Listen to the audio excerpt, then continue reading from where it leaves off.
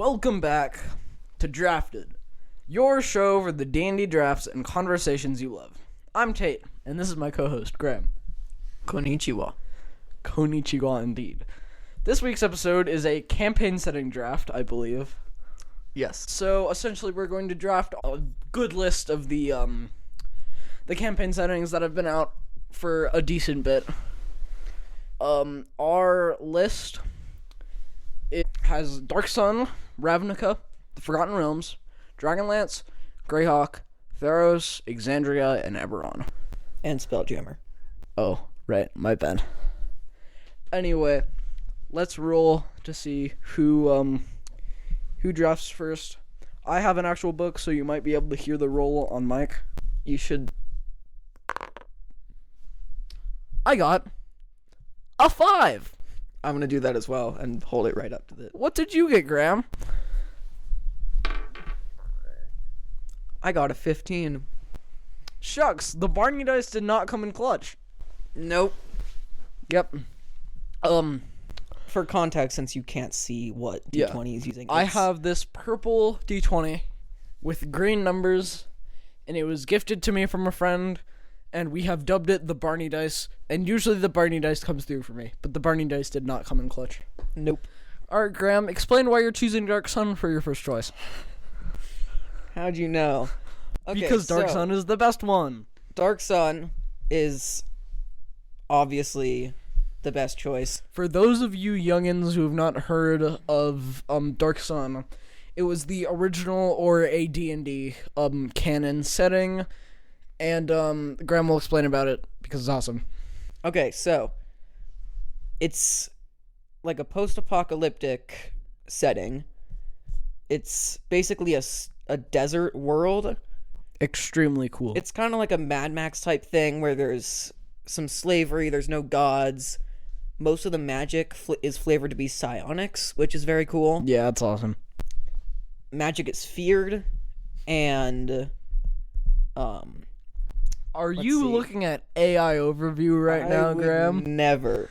He's looking at AI overview. The cool thing to me is that it's a very war-torn place, and there's a lack of metal. Yes. So what's commonly used is like obsidian and rock and bone and stuff. Yes. Which I think is awesome. Yes. We were debating about this earlier today about how these weapons would work, and this kid said that they wouldn't work well. I made a point by saying that bamboo, for instance, can't hold a sharp edge very well because it's too brittle. That's true. Bamboo is an extremely random material, though, so... But it's awesome. That's fair. As a sword. If you could sharpen it. It's true. Well, since this kid already chose the best choice, I'll choose the actual best choice, which is Eberron. Nah, disagree.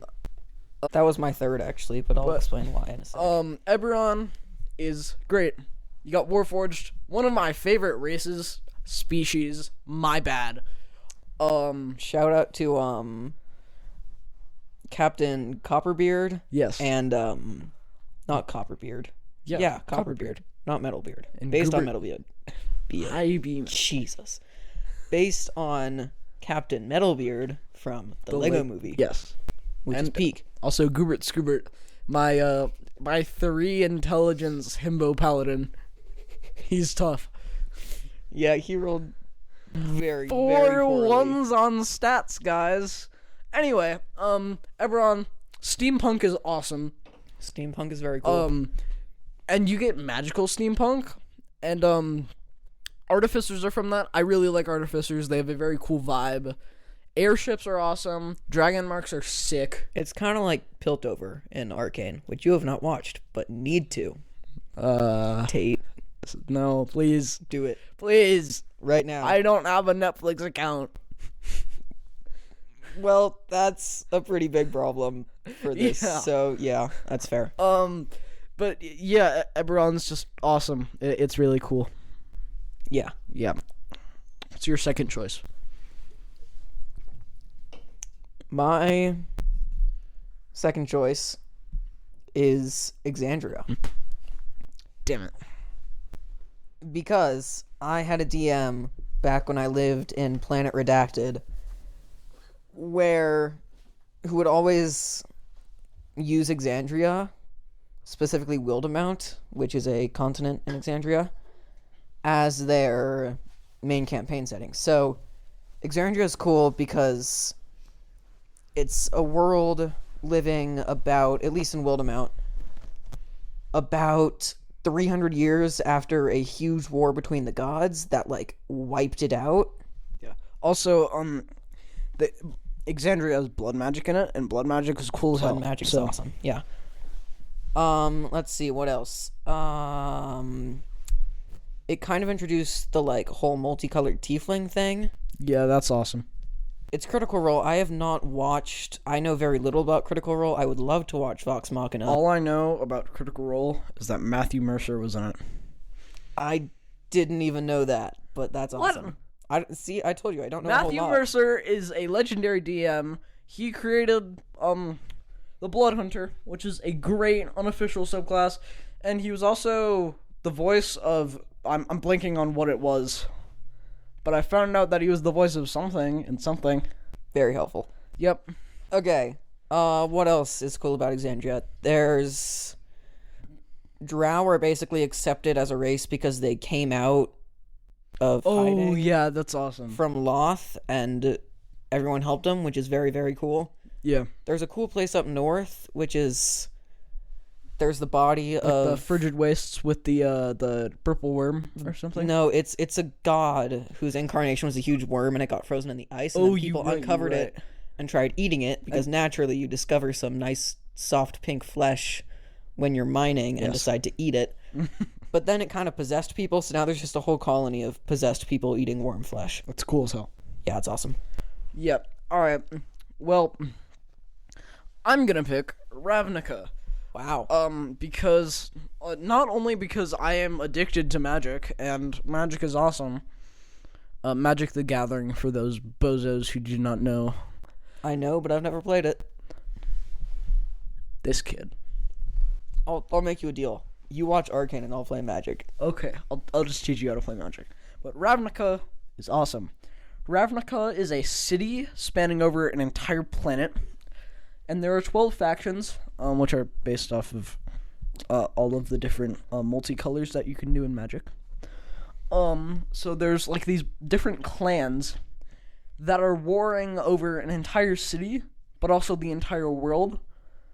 The entire city is really cool because urban settings are awesome. Fair. And also there's there's different like wastelands around the city that are still in the city, but like outskirts, except you can't have outskirts on a sphere. Picture, for those of you who have not watched Star Wars somehow, or at least the prequels, because it's that's not in the original trilogy. It's basically Coruscant. That's true. But a little less futuristic and no lightsabers. It's Coruscant, but the ground is inhabitable and there's not toxic gas. Yeah. But yeah, I also think the clans are really cool. There's one, it also is called Golgari, that are like this druid faction, and it is one of the sources of Circle of Spores druid, which is awesome. I didn't know that. Even though it's not great, it's actually very good if you can like commit to learning how to use it. It's very hard to learn. I would say it is very... You should multiclass Barbarian, because it feels as though Circle of Spores is meant to be a melee subclass, but isn't, because Druid.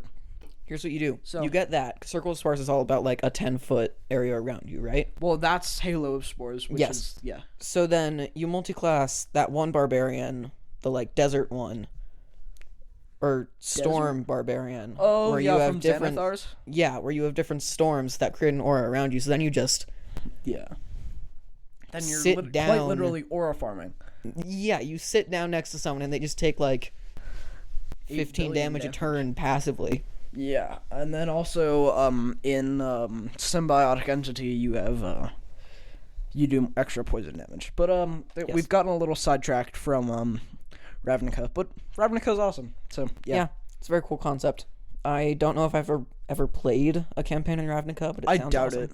Because Ravnica is one of the more niche settings. I mean, I haven't played much of anything. I swear to God, if the mic picked that up, I'm keeping it in. Was that your phone? No, my phone has silent on. Oh. It was probably the computer then, in which case it did not pick it up. Okay, good. Anyway, Alright, number what's your 3, third choice? Spelljammer. Hell yeah.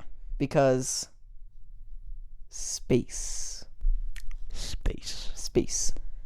And I know there might be some of the bozos in the comment section that are gonna do that. If only we Pushes got more glasses comments. up to nose. Actually, Spelljammer is just something that happens in the astral plane, which is not on the material plane, and it's not a campaign setting, and, shut up. Spelljammer is awesome.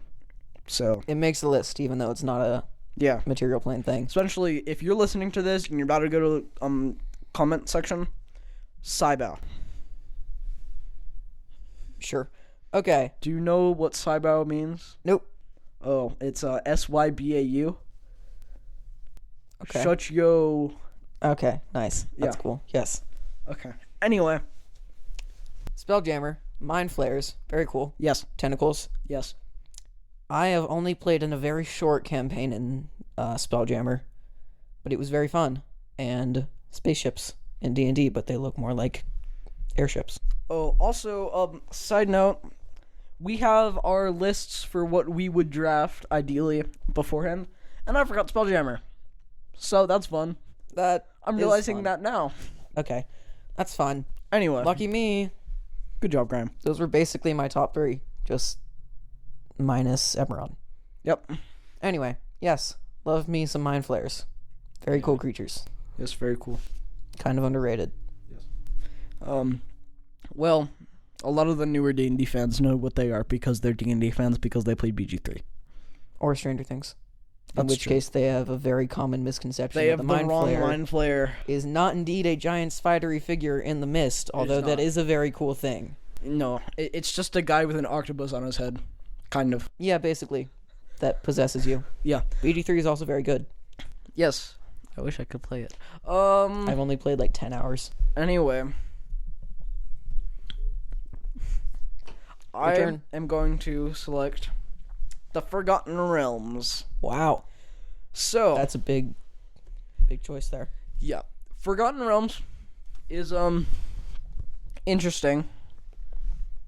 It is very stereotypical, but also there's some really cool parts about it that I don't think people know of.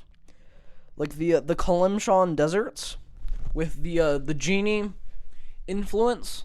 Yeah. And also the new subclasses in the Forgotten Realms book are awesome. So yeah, I think also like Forgotten Realms is the one that I know the best. And yet there's so much about it that like I could play yet another campaign in the Forgotten Realms and I could still discover stuff about it. Yeah. So, yeah, this is why I chose it. Very cool. Yeah. My turn? Yes. I'm going to pick Dragonlance. Nice. Dragonlance is very cool. It's very war-driven, very narrative, epic type thing. It also has Fizban the Fabulous. Yes. Very dragon-centered, obviously. Spoilers for some of the sports book. But Fizban is also Bahamut, so I completely forgot about that, but that is Yeah. true. it's awesome. And what else? Wizards get their magic from the moons, Awesome. and they're more and less powerful depending on the position of the moons. Cycle. So they're more like druids, but Yes, kind of. yes. Anyway, it's very cool. Lots of dragons, lots of war, lots of dragons. It's a lot more of a bigger, it's less of a kitchen sink style that like Forgotten Realms. Kitchen sink style? Yeah, so What? it's that basically means just a smaller. I might have butchered that. Like, The frick is That a thing. kitchen sink style? I think I got that right. Anyway, it's like more of a smaller, less world-shaking campaign, Oh. unlike Well, war. depends on how high level you are. True. Anyway, I'm gonna choose Greyhawk because the only one left is Theros, and Theros is just a copy of Greek mythology. Yeah. Greyhawk is really cool. I think Sword and Sorcery is awesome. It also has both my favorite and least favorite canonical D&D characters. My favorite being Tasha, and my Fair. least favorite being Mordenkainen, because in lore, Mordenkainen is an asshole and just let Bigby die. Here we go again. So, yeah. But I think Sword and Sorcery is awesome because it's like there are no heroes in the story. Yeah, it's more of a morally gray Like system. yes. Yeah. No one's a good guy, no one's a bad guy. They're just Exactly. have their They're ideals. just guys. They Yep. are lads. maybe even a chunky lad. Yes. Maybe even a chunky lad. Yep. Greyhawk is awesome. I love Greyhawk personally. Yeah. Unfortunately, there are cooler stuff. So yeah, let's go down the So list. we screwed Theros over. Screw Theros. Screw Theros. Agreed. Yeah, but do we want to say why we don't like Theros at the end? I mean, it's just not original. Yeah, it's really just Greek mythology with lion people. Yeah. And I know I was glazing Magic the Gathering because I love Magic the Gathering, but Theros is super unoriginal. Yeah. Yeah. Yes. But let's go down the list. You win the first one We should because go up the list. Okay. Because then we end with the coolest stuff. I have Greyhawk. I have Dragonlance. I would say they're pretty similar. Dragonlance is a little more good v evil, but not Yeah, too much. I feel like personally dragons are cool, but they're not so cool that they can justify the amount of overusage that they are. Yes, that's Because entirely dragons are super overused in modern media. Mm-hmm. And for that reason, I would say that Greyhawk wins. I would agree. Just because fair. the Dragonlances are awesome magic items. Yeah. But I think Greyhawk is a cooler world in general, and it's not been done as often as Dragons and War. Yeah. Alright, I have Forgotten Realms. I have Spelljammer.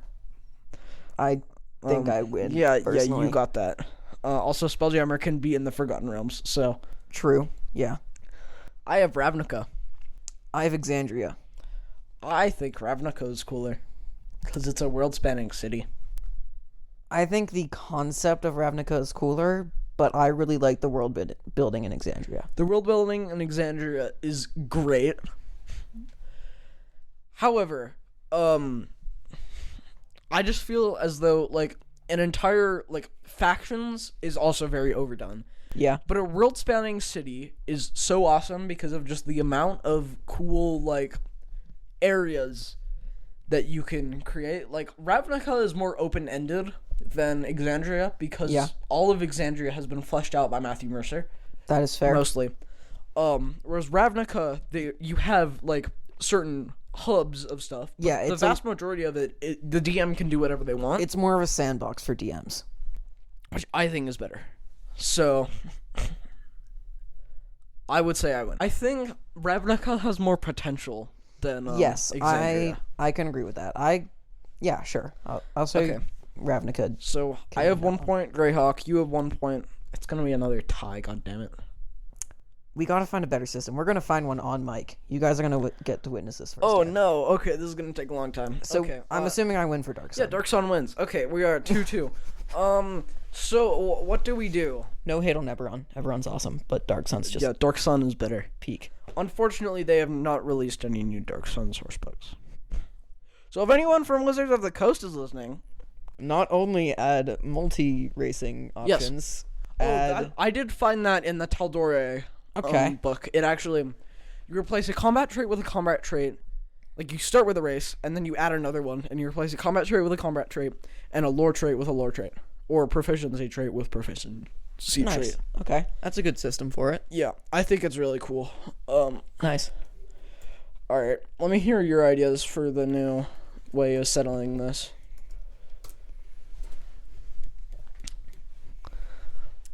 Awkward silence. Yeah, so here's the thing. I think if we're gonna settle who goes first with a dice roll, I think that feels fair. Yes. But who wins should hinge on more than just a dice roll, in my opinion. Because I have lost the last 2 to bad dice luck. That's true. All right, I have a theory for a way we could do this. Okay. However, it might require a little bit of prep. So we choose one of the ranks on our list, right? And then we real quick on mic come up with characters for that setting or for that rank. So like, for example, we could do top and then you come up with a Dark Sun character and I come up with an Everon character. And then we see which of those is better. Okay, we could also choose one rank beforehand, like, yes, I don't know, 3rd, and say this one is worth double points.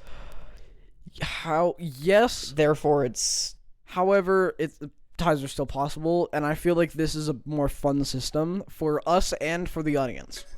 So we come up on mic with a character. On mic. We can have ideas beforehand. I think we are going to roll for this one just because we don't have time to prepare this. Yeah. I'm sorry.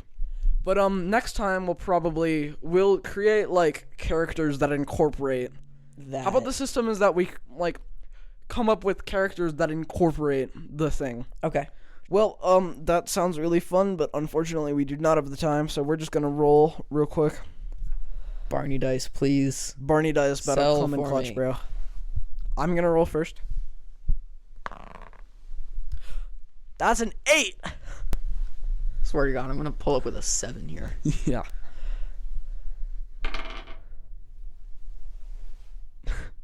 I got an 8. I guess do we roll again? See, at this point, All right, the dice gods just want us to do something different. Okay, we'll leave this at a tie. I'll shake his hand real fast. He fell over. Yeah, I did. I'm not great at this, guys. That's it for this week, guys. Tune in next week. Also, just gonna say this right now. That draft's gonna be a lot longer because that's true. over twice the amount of things. Yes. Tune in next week. Bye, y'all. See ya.